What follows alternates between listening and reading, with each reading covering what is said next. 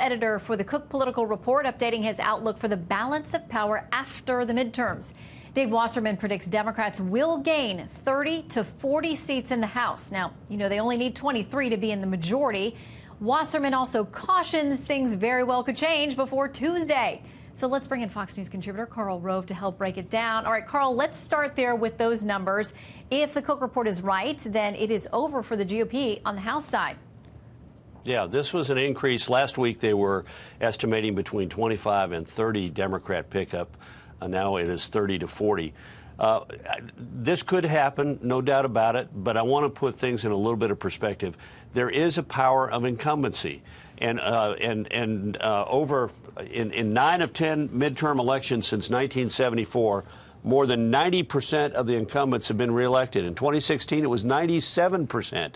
In 2014, it was 96% of incumbents were reelected. So for the Cook Report to hit their number of 30 to 40 Democrats, you'd have to assume that all the open Republican seats that they count as likely Democrat, lean Democrat, toss-ups, all of those go to the Democrats. That gets you to 14. To get to the other 16, to get to the other to get to 30 to 40 Democrat seats, you have to have between 8 and 13% of the 197 GOP incumbents be defeated. Now, it's 8% might be doable, but 13% is getting above there, and even the 8% is cutting the edge compared to what we've had in recent elections. So it could happen, but if it is, it'll be an unusual night. Okay, the woman who was formerly the Speaker and would again like to be Speaker of the House, Nancy Pelosi, is sounding very confident. Here's what she said this week. We will win. Please don't say that. Do you want to say that on Hillary's fireworks barge that she canceled? Please don't say that. We will win. We own the ground. We're not yielding one grain of sand. Okay, Karl, with that in mind, if she is right, let's talk about some of the committee chairmanships that will change. Who's going to be running the show if Democrats take over the House?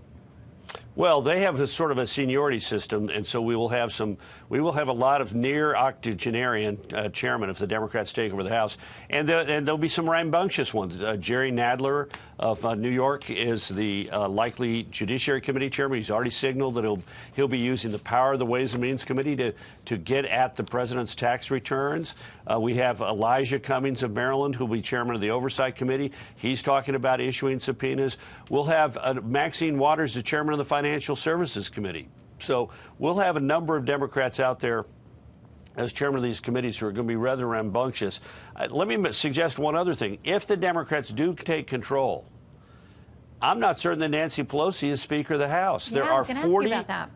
There are 46 Democratic congressional candidates, nominees of the Democratic Party, who have said, I'm not for her. I will not vote for her. There are 11 incumbent Democrats in the House who are likely to return, who say, I'm not for her. Let's assume that the Cook Report is right and they pick up 30 seats or 40 seats. That gets them, they need 23 to get to 218. So let's get them all the way to 40. That's 17 more seats. What happens? How many of those 46 Democrats who said I'm not voting for, and the 11 incumbents come back and say I'm not voting for you? Sure, she can win inside the Democratic caucus, but on the floor of the House, you have to have 218 people vote for, and there are another 30 some odd that during the campaign said I'm not saying where I'm going to be. It's too premature. I'm not committing to her. So how many Democrats are having committed to oppose her are going to make their first vote in the Congress to make Nancy Pelosi Speaker of the House? So we got a lot. This is an if and an if. If the Democrats take control, will she be the Speaker?